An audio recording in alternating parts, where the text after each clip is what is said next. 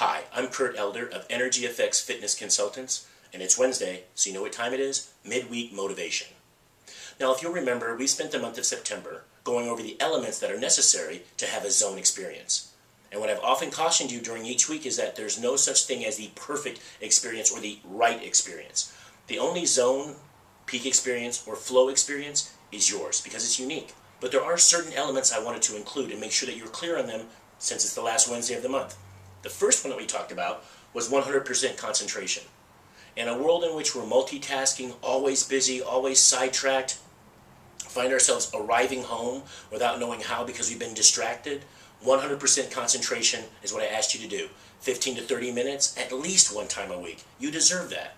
The second thing that we discussed was getting in sync. Oftentimes people can be mentally aware, but they're not physically present. So I've asked you to be not only mentally aware, but also physically present. The third thing that we discussed was setting goals, and specifically challenging goals. Goals that would require you to step above the area that you've been stepping at previously. You can't just show up the way you usually do. If you're seriously going to have a zone experience, it has to be beyond, or your concentration and your getting in sync have to be beyond what you've typically been doing. Now, if you remember last week, I shared with you the loss of self-consciousness. And what I meant by that, if I wasn't clear in my writing, is that you almost feel as though you're a part of a larger machine.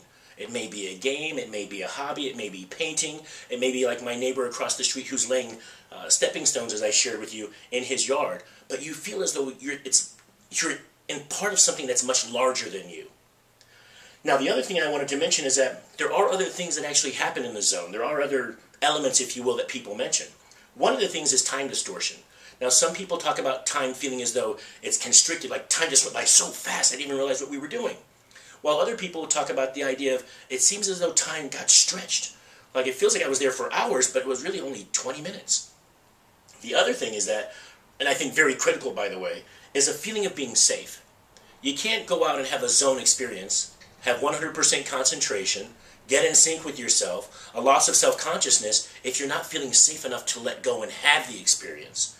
Whatever your activity, whatever your hobby, it has to be a hobby that's safe enough or that you feel a certain amount of control over that you can let go and have the experience.